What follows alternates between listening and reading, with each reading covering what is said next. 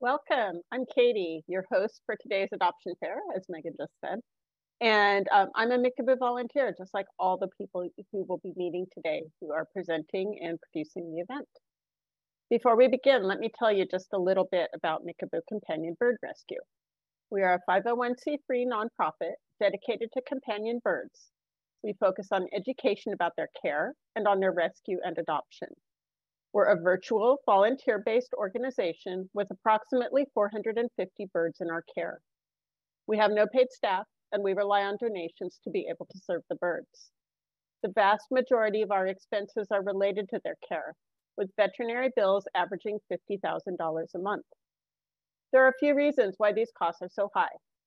One, newly arrived birds often require medical attention due to previous neglect, failing health, accidents, injury from other pets, or trauma accrued during time as strays. Two, some of our birds have long-term chronic medical conditions, which may require long-term veterinary care and even hospice care. Three, we provide veterinary care as needed for all of our foster birds, and with 450, that means somebody always needs to go to the vet. So if you're able to help, please consider donating. I'll provide some information on how to do that at the end of this event. Now, let's talk for a moment about the foster and adoption process. So fostering is a volunteer activity and adoption is, we hope, permanent. The same process qualifies you to do both. And if you choose to foster, you can adopt your foster bird.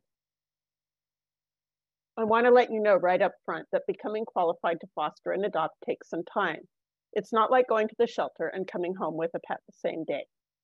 The approval process generally takes about 8 to 10 weeks, although it varies depending on your circumstances. During that time, we will get to know you and your situation, carefully review what we learn, and help you to make an educated decision about what kind of bird may be right for you. If at any point during the process you feel like you haven't heard from us, please do reach out. So how does the process go? Parrots require a lot from their human companions, so you'll start by taking our basic bird care class. We cover behavior, health, and well-being, feeding, care, and other topics to ensure that birds will thrive in your home. We'll touch on some of these topics during today's adoption fair. After taking the class, the next step is to fill out an application. Then we'll contact you to schedule a phone screen. The phone screen helps us to better understand you, what you're looking for, and your understanding of birds and their care. It's also an opportunity for you to ask us any questions that you may have. The next step is the home visit, which may be virtual or in person. Either way, the goal is the same. We will help you to identify potential dangers to birds and help find a good place for a cage. We don't need to meet the entire household, although we'll want to meet anyone who will be caring for the bird and to see any birds in cages you currently have, as well as any other pets and the parts of the house where the bird will be. Currently, this is the part of the process that takes the longest to coordinate, and you can expect to wait up to 6 weeks in some cases. Once your home visit is completed, everything is sent to the approvals board for review and consideration. It's possible that we may ask you to make specific changes or improvements based on your application, phone screen, and home visit. Once you're approved, you'll be put in contact with a species coordinator who can work with you to find the bird or birds that are a good match for you. You'll be able to talk with the foster parent for the bird, meet the bird over Zoom or perhaps in person, and then make a decision. The specific arrangements will depend on you and what you and the foster home are comfortable with. Today, we'll meet 7 Mickaboo birds who are seeking forever homes. Lucy and Jane, a pair of Budgies, Noobi, a Jenday Conure, Walter, an African ringneck parrot, Clyde and Pikachu, a pair of Cockatiels, and Bongo, a Macaw. Some of these birds will join us live on camera, and some will join us via pre-recorded videos and live conversations with their foster homes.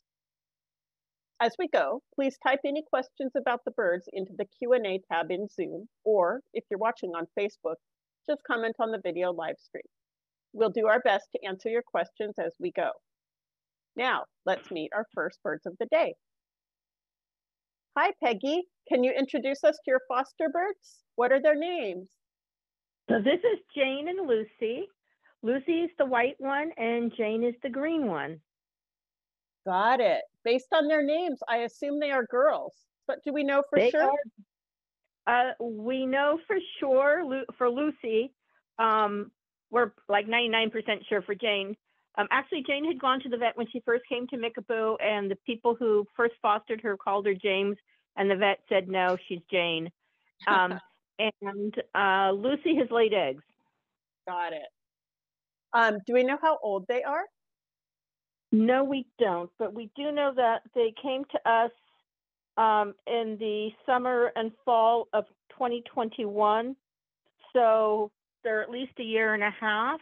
Mm-hmm. And I would say that they're on the younger side rather than the older side because they're still very active and they play. Got it. Yeah, I saw it looked like they were doing something right when we first began talking. I see a toy swaying a little bit now. They quibble a bit, yes. Are Lucy and Jane tame? Not really. Jane would sit on the hand of the previous foster, but they won't for me. And especially since I had to move them in this room for the adoption fair, they're a little unsettled. And also, Lucy became a little more unsettled and a little more untrusting because she laid eggs in December, and I had to catch her and take her to the vet for a Lupron shot. And so you have to work back on building up that trust again. So, yeah, that can take a while. So my next question would be, do we know if they are good with children? But if right now they are not in a particularly trusting frame of mind with grown-ups, then I'm sure kids would also have to working on. Correct. And I don't have any, and they're not exposed to any children here. So I couldn't say one way or the other. As a reminder to our audience, you can type any questions about Lucy and Jane in the Q&A if you're watching on Zoom or in the video chat on Facebook, and we'll do our best to answer them. So Peggy, what do Lucy and Jane eat? So their primary diet is called Nutri-An. It's like a slab of food that I purchased from the vet, and it's a mixture of about half seed and half pellet. Budgies are grassland birds from Australia, and so they do require seed in their diet. They tend not to drink a lot of water, and they get their moisture out of the seed as well.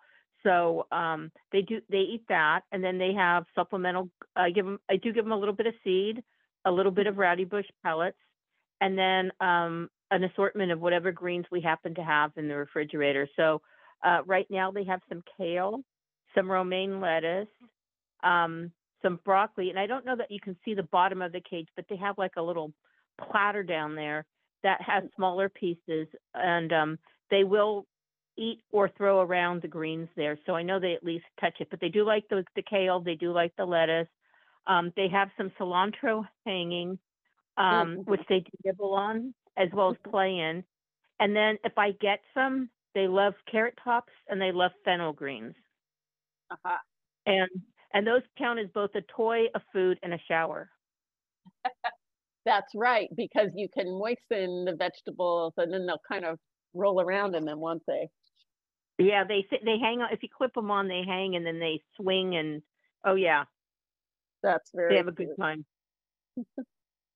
So, other than playing with their food, what are some of Lucy and Jane's typical behaviors? Well, they like the mirror that Jane is in front of. It's a little orange one. It's got some beads on it, and sometimes it's the companionship of seeing the other birds. Sometimes they really just like to play with the beads, and sometimes they use it to sit on. They also have some ladders. There's one in the back that they've actually chewed the top rung off of. And then there's another one on the side that is wooden with little leather straps. And they've chewed that one pretty well. And then they've got some hanging plastic things that, they like to climb and shake the bells on and that kind of stuff. I put the mirror ball in because their previous foster said that was their favorite toy and they don't play with that one at all. So that's the best we do is we try. Make a fool of you every time. Yes. How big is their cage?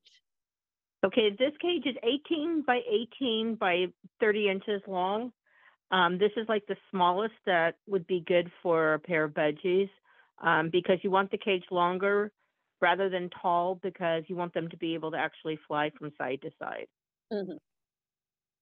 They are not helicopters. They are not helicopters, not although go when they straight up and practice their flying, yeah, when they practice their flying, sometimes they get in the middle and they just flap, flap, flap, flap, flap, flap, in one Mhm. space. And then they do hover like a little helicopter, but no, they do fly. Got it. How did they come to Mickaboo? Actually, both of them came to us through the Santa Cruz shelter. Hmm. I don't know any more than that, but that was how they came to us. And they went to another foster first, and then she or he wasn't able to continue caring for them at that time, and so they came to me. Got it. Yeah, a lot of our local animal shelters, well, a lot of animal shelters in general are much more set up for mammals and reach out to partner organizations like us to place other kinds of animals, such as birds. Do Lucy and Jane need any special care? The only special care they really need is to make sure that we do whatever we can to minimize Lucy's tendency for egg laying. So, like I said, she had gone to the vet in December, and she got a Lupron shot, and then she laid another batch of eggs in January, a set of 4, waited a few more days, and then laid another 2 days apart. And since then, knock on wood, cross our fingers, she's all her behaviors have gone back to non-egg laying behaviors. She's been playing and she's been molting. So we need to make sure that she gets enough dark time, make sure that she can't get to the papers at all in the bottom of her cage, no nesting materials, and all that kind of stuff. So hopefully what I've been doing is working, because it's obvious we don't have any eggs. So, and molting, usually they don't molt at the same time they lay eggs, because both things take a lot of energy to do. Yeah, in the wild, parrots don't really lay eggs all that often. The conditions are often not right in the life of a wild bird. So it's one of our jobs as human caretakers to help them stay in a normal body state, which doesn't involve reproducing a whole lot. So it sounds Correct. like you're doing a great job with that. So we're just about out of time, but before we wrap up, are there any last things you'd like to tell us about Lucy and Jane? Well, they're actually really fun to watch and to listen to. They're most active in the early morning and in the evening, like after they have their dinner. And we were sitting, they live on my dining room table, and we were watching TV one evening, and we kept hearing this funny thudding noise, and we couldn't figure out what it was. And Jane would go down to the food bowl, pick up her Nutri-An chunk, drop it, pick it up, carry it up to her perch above the food dish, wait till Jane was down below, and then would drop it. Oh. And then she would run down, pick it up, and run back up on the perch and drop it. Now, whether she was aiming for Jane or Jane just happened to be there, but part of her non-nesting behavior is she started doing it again the other day. How interesting. Yeah. Yeah, more playing with her food. That's really interesting. Definitely. Yeah. Well, so thank you, they are Peggy. a bonded pair. They are a bonded pair, and I'd love for them to be adopted together. Great. Well, they are super cute, and it sounds like they do a lot of really funny things, and maybe their new people are watching them. So we'll see. Maybe. Thanks, Katie. Thank you. Thank you for introducing us to Lucy and Jane. Next, we'll be meeting a conure named Noobi via pre-recorded video. Hi, Dara. Can you introduce us to your foster? Hi, Katie. Yeah, this is Noobi, and Noobi is a Jenday conure. Got it. Do we know if Noobi is male or female? We don't. Based on some of the behaviors I've seen, my best guess would be male, but that is really a guess. Got it. As a reminder for our audience, you can type any questions about Noobi into the Q&A in Zoom or in the video chat on Facebook, and we'll do our best to answer them. Do we know how old Noobi is? We estimate Noobi is somewhere between 3 to 9 years old, and that is based on their band number, but we don't really know for sure. And I'm assuming there isn't an exact year that they were hatched. But that's fairly young for Jenday Conure, right? Like yes, definitely. And I can see that in their behaviors. And, you know, they can live between 20 to 25 years, with many reported as living much longer than that. Got it. Is Noobi good with kids? I wouldn't say that Noobi is good being handled by kids, but I have a 7 and 11-year-old, and he's in our family room, and he seems actually quite comfortable and happy to have them around. And as you can imagine, there's a significant amount of action, and doesn't seem to bother him at all. In fact, he kind of likes, I think, a lot of the hustle and bustle. Got it. And I just realized I skipped my lead up question to that, which is he tame? And I see him, is this you in the video with him? It looks like he's having a grand time there with your hair. So he's sort of tame, at least. You know, he's not stepping up on my hand. And so, but you can tell, like, he likes people a lot. He likes to be around them. He's just not sure he wants to be pet or touched with hands just yet.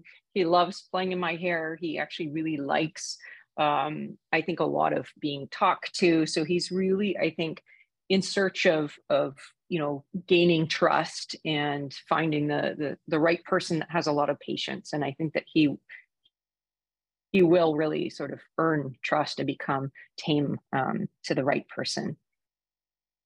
Yeah, it definitely looks like he's got that potential. He's having a good time there with you. What does Noobi eat? Noobi's on a great diet. So he's actually a really good eater. He eats Harrison's Lifetime pellets and a mixture of fresh chop. And he also likes cut up chunks of fruits and vegetables. Although he has been known to kind of throw his kale onto the ground to get to the blueberries underneath. But he does eat his vegetables, and honestly, you know, he's actually very food motivated. So if you have, he'll accept nuts and seeds out of your hand. And of course that he would love to eat that all the time, but we reserve that for treats and training. Got it. Yeah, makes sense. Besides being your personal stylist, what are Noobi's typical behaviors? Yeah, well, Noobi loves to come out and explore. He's a real explorer. He crawls all around, up in the side of his cage. He kind of makes these little croaking sounds and you know, peeks in different places. He comes down to take a look at me if I'm sitting on the couch, and then he'll also take these laps around the room flying. So he'll kind of you know, look around, and then he plots out where he's going to go, and he'll circle around and get all excited and get his exercise. So I think he's got a significant amount of adventurous spirit in him. Sounds good. What size is Noobi's cage? It looks like we can see just the corner of it here next to him. Yeah, this cage is 30 inches by 30 inches. It's a little bit you know, the larger you can get, the better, but you would need to be careful with the bar spacing. So about 5/8 inch bar spacing would be good. The minimum size cage would be 2 feet by 2 feet by 30 inches high. But this one's a little bit bigger than that. And he uses the whole cage. So he climbs up and around, and lots of toys and areas for him to crawl around. So he would, undoubtedly, if his cage were as big as that room, he would still use the whole cage, and it's good room for him. How did he come to Mickaboo? So Noobi was adopted by someone from an animal shelter, and they don't know exactly his history, but they were living in a studio apartment, and you know, Noobi, like all Jendays, can be a little bit louder than, say, something like a budgie or a cockatiel, and so they were struggling a little bit with the noise, as you can imagine, in a studio apartment. Yeah, that sounds pretty untenable, really. Too bad. Yeah. But yeah. But I think there's more to it than that, because he's making a lot of he makes a lot of other vocalizations as well, and I think that he's not nervous, so he's not calling out, but he's I think the key for him is learning new ways of expressing himself, rather than calling out, because it's really he doesn't mean to be loud, though he does have his loud moments and his quiet moments, but he's really, he's got maybe a little bit more of a limited repertoire, and so he's really interested in making lots of different sounds when he's excited, and so we're working on trying to redirect to different types of noises, and he's doing a great job with that. Got it. How do you do that?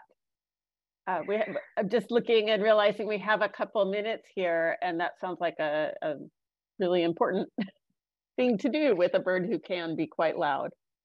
How do you redirect his noises? Well, and every bird is a little bit different. With Noobi, I think he's got some sounds he already likes to make, so little kissing sounds and little croaking sounds. And so sometimes it's, about allowing for those loud times to really express themselves and getting out a lot of energy. But then also, before they in the situation where you think they're going to be loud, start encouraging, like introduce the kissing sounds. And so he's like, oh, okay, we're making kissing sounds now. I'm not screaming at the top of my lungs, I'm going to make kissing sounds. And then we go back and forth with that, and he won't, you kiss and he kisses and you kiss and he kiss, and he will just keep doing that sound instead of the other. And then, of course, giving him a treat or reward. And then when he is sort of calling out, try not to, what works for him is to try not to startle or, get a reaction to that. And then lots of things to do, because, birds can often call out if they're bored or if they're nervous. And he is a busy one. He likes his toys. He likes to have lots of things to do. Got it. We actually have an audience question now about Noobi. And what kind of training do you do with him? Yeah, so right now we're really focusing on bonding. And so really kind of getting him to gain my trust. So now, when I go in, he gets excited to see me. I like to think he gets excited to see me just for me, but he also knows that he's going to get, a few pieces of nuts from my hand, and getting him to kind of come closer and to approach me for that. And maybe one day he'll let me kind of scritch his head, and then he'll probably get a good little treat for that. The other things that we're working on is, of course, stepping up and then going back into his cage, moving to different parts of his cage with a target, and he was already target trained, and so he knows this exactly. He goes over, he touches the target, and he gets a treat, and so he knows exactly what to do there. Got it. Does Noobi need any special care? No, I think he's very healthy bird. He doesn't have any special needs. He just needs someone who will be patient and work with him. Well, thank you. We're just about out of time, but before we wrap up, are there any last things you'd like to tell us about Noobi? I think probably the most important thing is that, he is very interested in people. He is very loving, but he will take, potentially 6 months, a year to really bond to someone fully. I do hope that he will trust fingers more, but he actually is a very, very sweet and loving bird, and he really does like people. So I think that given enough time, he actually will bond really well to somebody. Well, he's super cute, and thank you for your work with him. Thank you. Thanks so much for introducing us to Noobi. And now we'll move on to our next bird, who is also joining us via pre-recorded video.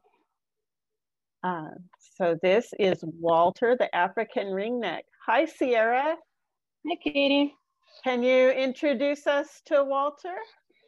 So this is Walter. He's an African ringneck, like you said, and he's 5 years old. Got it. Do we know if Walter is male or female? He is a male, and he did go to the vet after he left his previous family and went to Mickaboo. We did take him to the vet, so he is a male. Got it. And we know that he's 5 years old, did you say? Yes. Got it. Is Walter tame? He's pretty tame. He's got a little ways to go, but he steps up for me. He'll stay on my hand for a little while. Oh, and he's target and there trained. he just went. That's him like flying to the bathroom for his shower. Oh my goodness. Does he do that often? Yeah, pretty often. Pretty much anytime I decide I want to have him in there while I'm taking a shower. And he enjoys it. He loves it. Yeah, it looked like he just flew right down that hallway. Yeah, he is an excellent flyer. He can fly up, down, 90-degree angles, 180s. He's, you know, a professional. As they all should be. Is Walter tame? He's, you know, mildly tame. He doesn't like to be petted or touched on his head, but I can touch his beak. You know, he steps up, like I said, and he does a few tricks. You know, we work on training every day. He's just so happy here. He looks like he's having a great time.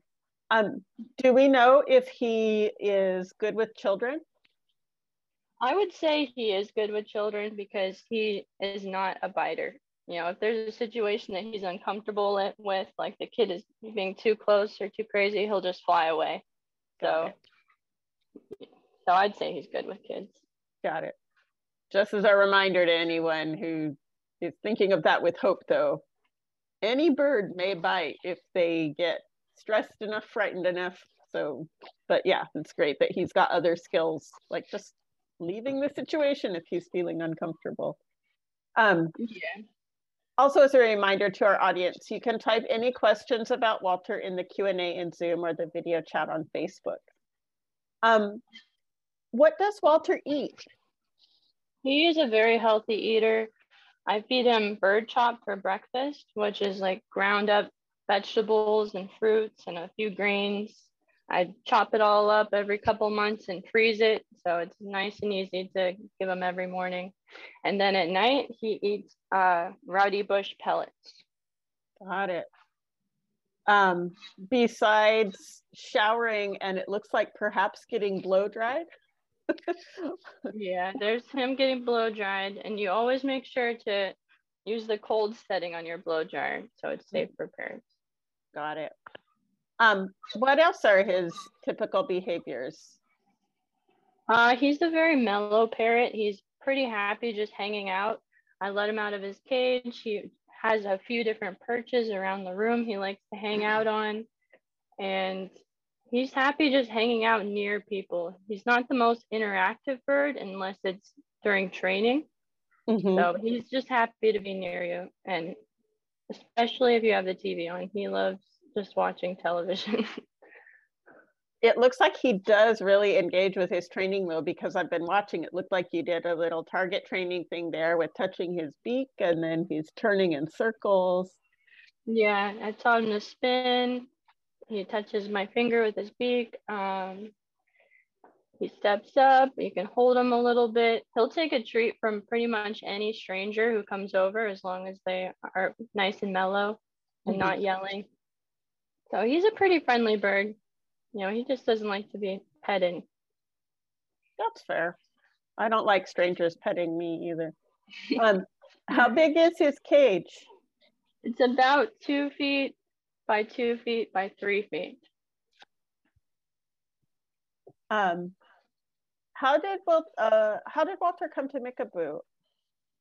He had a family and they had another bird, and he was getting hormonal around their other bird and just had behaviors that you typically want in parrots. So they gave him away to Mickaboo, and pretty quickly, within I'd say a month, his behavior totally changed. And he's just nice and mellow. You don't see him doing any hormonal behaviors anymore. Well, it looks like he has a lot of other things to occupy his mind with flying around, working on training, lots of places to perch and things to do. So yeah, there's a lot you could do to manage hormones with the environment. He's pretty good at entertaining himself the majority of the day. He's happy just hanging out on his perches, chewing on his toys, and he loves me, listening to bird sounds. So I'll put those on for him. So he's a pretty independent bird. He's only interactive like this, like training like this. Before dinner, we'll do about 15 minutes of training time. But besides that, he's happy just minding his own business, just relaxing. Okay. Checking out the fish. Yeah, he was really scared of them at first. I targeted him to land on that perch. Oh. So if I take a target stick, I can, ask him to fly to different perches, different areas of the room. He's pretty good at target training. It's such a nice skill when you can teach birds target training, because then you can get them to do things that you need them to do for their safety, or to be able to go in and out of their cages easily, all kinds of things. Yeah, he's pretty good about going in his cage when I need him to. Like if I need to leave the house, or if it's his dinner time or breakfast time, he goes right in there. He's happy to go in, spend some time, especially if you play a video on a tablet. He loves tablet time. Oh, interesting. So if all else fails, you can just play one of his favorite videos, and that's how you can get him to do what you need him to do quickly. Got it. We have an audience question about Walter. Would Walter be okay, i.e. not hormonal, in a house with 2 budgies in another cage and not out with him? Possibly, because I did have another foster bird that was a little conure, and he loved spending time with that conure, and they would just eat treats together. He seemed very gentle with that conure.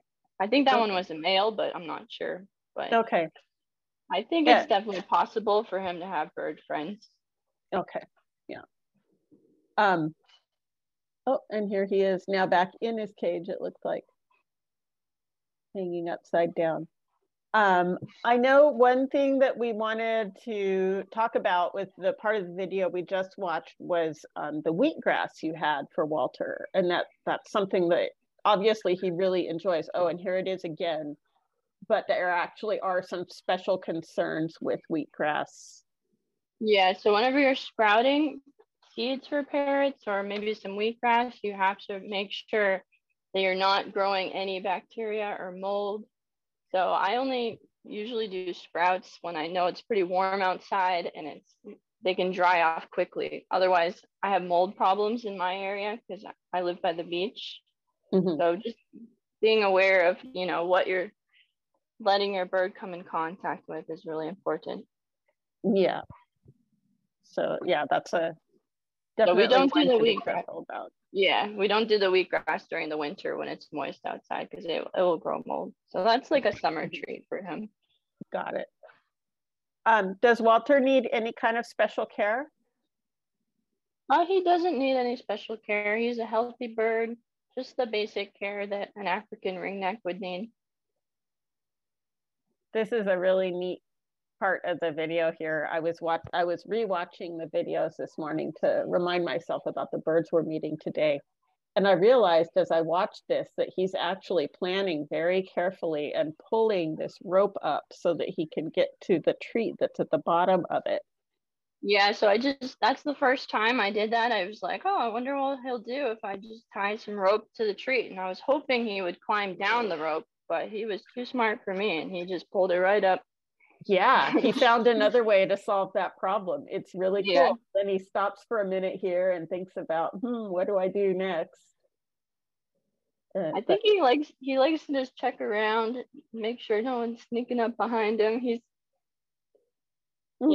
afraid of one person in my house, which is my boyfriend, but everyone else he is very good with. He'll take treats from everyone else. Well, yeah, and being a little bit cautious. I mean, we always have to remember these are prey animals. They know that. Yeah, that's kind of how he is. Sometimes he'll be doing something and he'll look around just to make sure. And we also have a couple neighbor cats that will kind of hang out by the window watching him too. So he's so he watches out for the cats too. And there we saw right there at the very end that he actually pulled that rope all the way up and got his treat. So yeah, excellent problem solving. Yes, he is a problem solver. Smart guy. So we're just about out of time, but our other volunteers working on the event have reminded me that the ring is part of how we can tell for sure that Walter is male. Not all parrots are sexually dimorphic, but ringnecks are. So. Oh yeah, that's right. Of course, the males have the ring around their neck. Yeah. So we're about to move on to our next birds, but before we do, are there any last things you'd like to tell us about Walter? Just basically that, you know, he's the kind of parrot that's kind of happy just hanging out near you. You know, he's not the most interactive guy. He's not going to be climbing around on you or wrestling at the time, you know, how he is now. But he's happy just to be near you. So he's a pretty easygoing little parrot. Well, thank you, Sierra, for introducing us to Walter. No problem.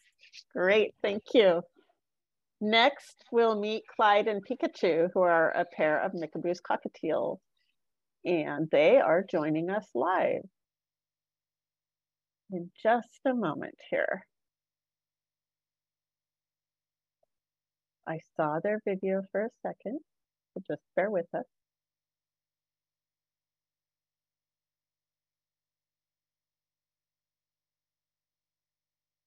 Ah, here they are. Hi, Camille. Hi. Can you, that's okay. Here they are. Can you introduce us? Here they are. To these Sure. two? This is Clyde and Pikachu. Clyde is the gray, or it's called cinnamon in the back there, and Pikachu is the yellow Latino up front. Got it. Do we know if they are male or female? I believe we're pretty sure. When I fostered them from Mickaboo, I was told they were male and female, so I think we're pretty sure. Got it. As a reminder, the Lutino up front is the female Pikachu, and then Cinnamon in the back is the male. I can see how Pikachu got her name. Yes, she looks like the Pokemon. She does. As a reminder to our audience, you can type your questions about Camille and Pikachu or the other birds we've met today in the Q&A in Zoom or in the video chat on Facebook. Do we know how old Clyde and Pikachu are? Yes, we know they're 4 years old because they were adopted together from a pet store, and you know they were young at that time, so they're about 4 years old for sure. Got it. Okay. Are they tame? They're not tame. They're very friendly, and if I hold a spray of millet in the cage, they'll eat it. You know, with my hand being in the cage, but but they won't step up, and they don't like being handled. Got it. They're really friendly. You know, if I come up to the cage and speak to them or make kissy noises, they love that. They're really interested in people, but they're not hand tame. Got it. Yeah, that's fine. How are they with children? Do we know? Yes, I have a 10-year-old and 13-year-old daughters, and they're great with them. They don't make them nervous. They don't startle. They really enjoy interacting with the kids outside the cage. And the kids like to play music, and then they'll kind of dance, and the birds will dance back and forth on their perches along. So they get along with kids. Oh, that's cute. What do Clyde and Pikachu eat? They eat, when they came to me, they were really just eating mainly seeds. So they're still eating kind of predominantly seeds, but starting to transition over, they're eating some Lefevre pellets and Nutrient or Avi cakes, which I think someone described earlier, like a little cake of a mix of pellet and seeds. They do love greens. I always you can see some green leaf lettuce there hanging on the side. They love any kind of parsley or any kind of frilly greens. They like to eat it and also just sort of play with it. And I've also been lately giving them little cups on the bottom of their cage with just chopped apples and bell peppers and corn, whatever we have. And they've enjoyed that, especially Pikachu. She'll eat from that. Clyde's a bit less interested in vegetables. When I had cockatiels, they liked eating the seeds of bell peppers. So yes, we would eat the pepper part of it, and I would just cut the core off and like give that to my cockatiel. He thought that was fantastic. Yeah, I think you actually mentioned that to me, and I did that recently, and Pikachu really enjoyed it. She enjoyed picking the seeds off of the little core and eating them. They like spicy ones too, but if you ever have a bird who likes to eat the spicy pepper seeds, don't let them preen your eyelashes afterwards. Oh. Ask me how I know.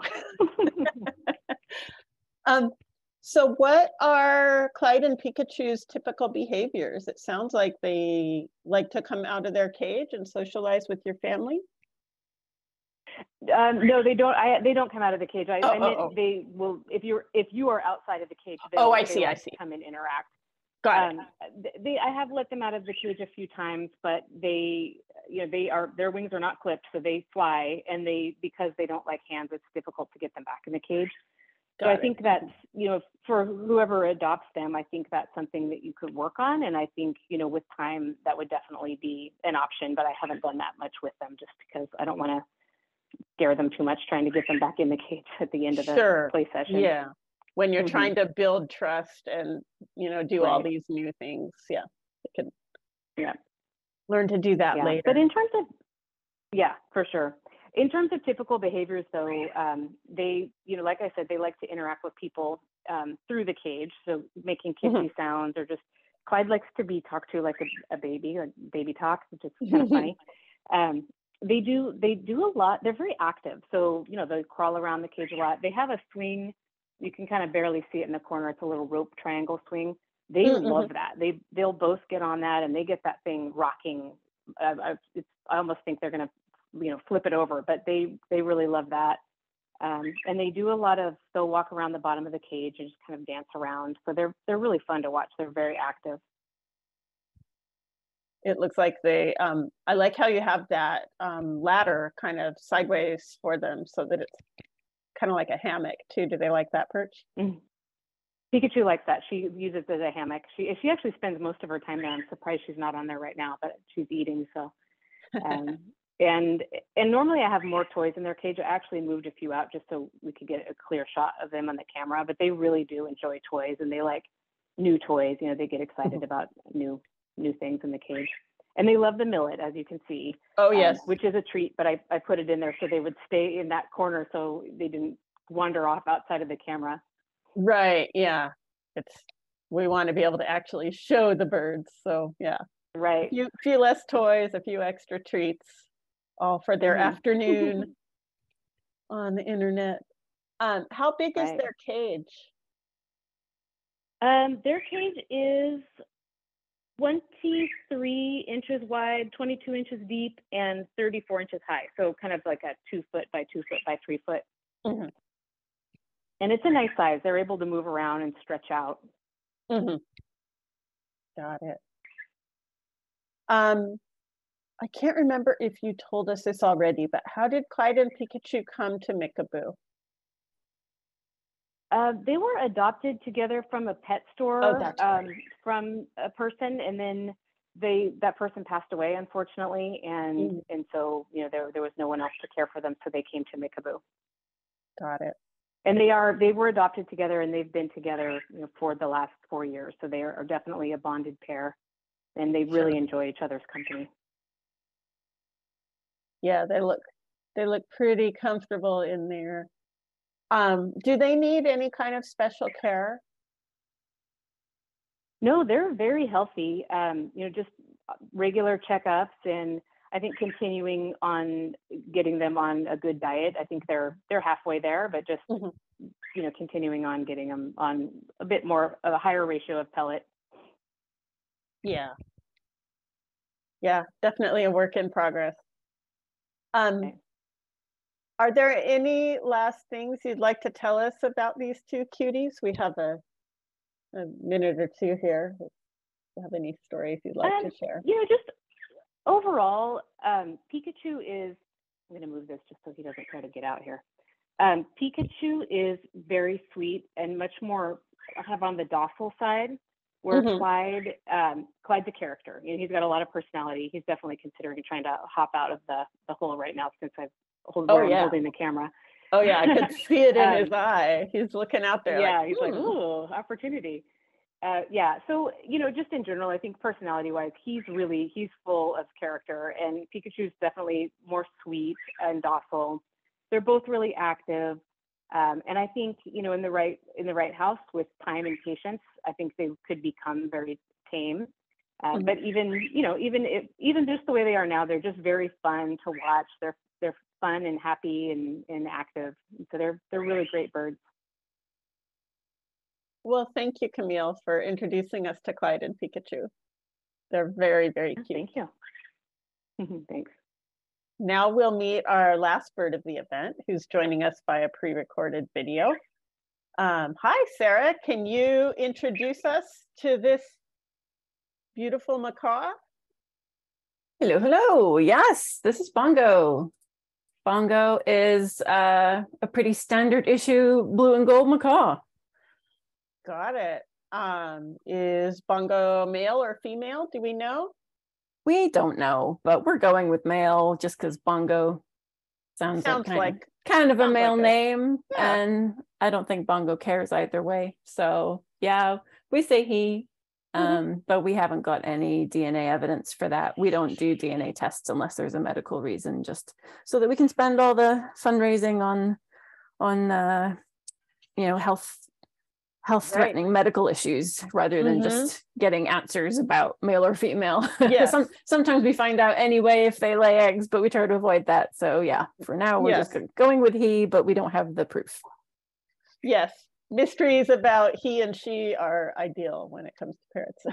Oh yeah, it's pretty normal. How old is Bongo? Do we know that?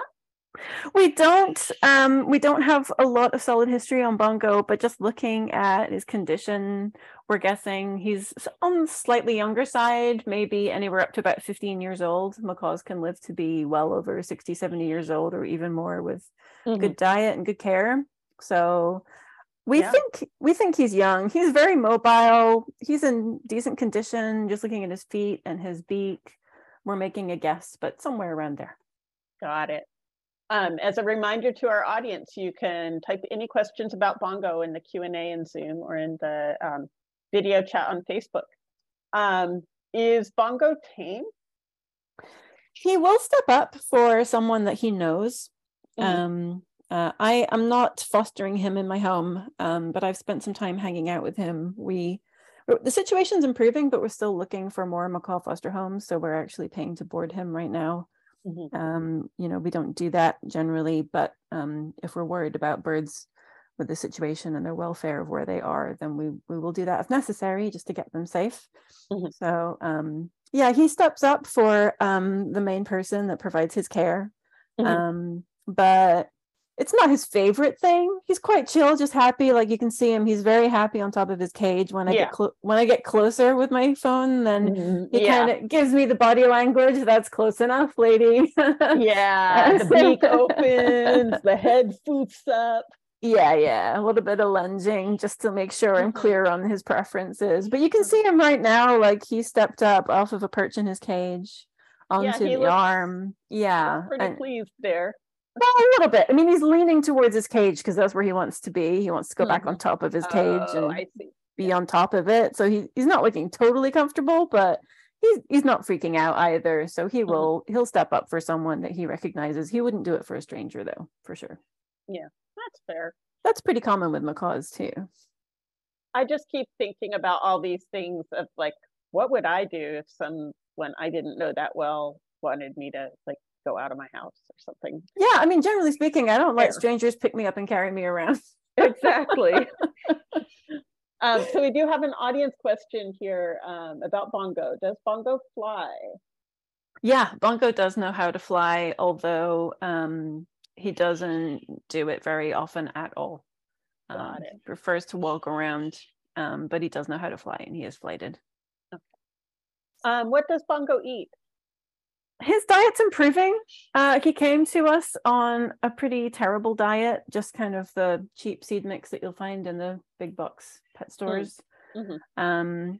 And he hadn't been getting care from people that had bird experience. So we are working on, right now it's about 50-50 pellets and seed mix. Obviously, we don't want him to starve. He will eat some, he gets fresh veggies every day. Mm-hmm. And he eats some of them, but it's a work in progress. He is eating pellets, and we're just slowly shifting the ratios closer to where we'd like them to be, just to try and get his diet to be a little bit more nutritionally complete and just lower the fat content. Mm-hmm. And we have another audience question of just a reminder of about how old did we say Bongo is? We're guessing somewhere in the region of somewhere between 10 and 15 years old. It could be a little bit less, it could be a little bit more. We don't have hard information about his background. We know a little bit, but yeah, we're going mainly on just looking at his condition. Got it, thank you. What are some of Bongo's typical behaviors? Sounds like he likes being on top of his cage. He likes attention. He likes you to come over and talk to him. Blue and gold macaws generally, as birds, are a pretty chill species. They tend to just be quite happy hanging out if you let them out. I wouldn't say you can trust them to stay on top of their cage and not get into mischief, because for sure there are some that love, especially if they're hormonal, they'd love to go walking around and find adventure. But he's pretty good about just hanging out on top of his cage. He did come in with a green-winged macaw, and they were sharing a cage. Unfortunately, it turned out that that bird had health issues and passed away last year. So he's adjusted pretty well. I mean, he's in the company of other macaws where he's living anyway. There is a green-wing there who looks a lot like his old cage mate, and he's been going over to hang out on top of her cage and visit with her. Which she clearly wants to do. She's kind of neutral about it. She's not fussed either way, but he's enjoying having the company of another bird. So he likes attention from people, but he's also used to having another macaw around, and he seems interested in continuing to have that. So yeah, his favorite pastime is chewing on his toys, eating nuts. You can see he's got a walnut right now, and that's his favorite treat by a long way. Yeah, that's true. It looked like he looked carefully at that container and picked out a nice big one. Yeah, I will have this one, please. The biggest one. Biggest one I can fit in my feet. So yeah, you can win him over to do almost anything with a bit of walnut. Yeah, he's really savoring it there. Yeah. Couple more audience questions. Does he like kids, and does he scream a lot? We don't know anything about his interest in children. I would generally say that macaws are not great birds to have primarily as birds for children. You really need to learn their body language and respect their wishes. You can't force them to do anything. So if you feel like picking them up and walking around your house with them, but they don't want to, then you really need to understand that they're just not ready for that right now. And consent is a big part of it. So if you have a more mature child that is willing to learn to read their body language and kind of respect their preferences, and work on building trust with kind of slow, gentle movements, then maybe, a teenager could learn a lot, because he's not a difficult macaw per se, but at the end of the day, if you have a house fire and you quickly get a macaw in a carrier and they don't want to and they're freaked out, you also need some bird handling skills. And in my experience, that's a pretty adult requirement. So it's challenging to say that they're great with kids, because if you push them too hard or you miss a cue from them, or they're hormonal, which is an annual event with most parrots, they will nip you and or bite you, and that's never their fault. You get a lot of, Bongo gives a lot of signs with his leaning and his lunging, his open beak, his leaning away from you, walking away from you. Like, he's going to tell you he's not interested in you kind of pushing him to do anything. You can see some of that right now because he's coming over to tell me that phone needs to go away. but yeah, it's something which I'd be wary of giving a younger child sort of unsupervised exposure to. Got it. How big is his cage? His cage is, gosh, I didn't measure it. Well, what size is a macaw cage? What's a good range of sizes? Well, now you're putting me on the spot. Too big. Bigger. I think that bigger is truly 30, better. Yeah, at least 36 to 42 inches wide, and at least 28 inches deep. They need to be able to open their wings in it, and turn around easily. And you won't get a macaw cage that they can do that in any smaller than that. But the bigger the better. This is on the smaller side for a macaw cage. He has lived in a couple of other larger ones when he was sharing with another macaw. So yeah, he gets a lot of out time right now. So as you can see, he's very happy perching on top of his cage, and he has the enrichment of the other birds.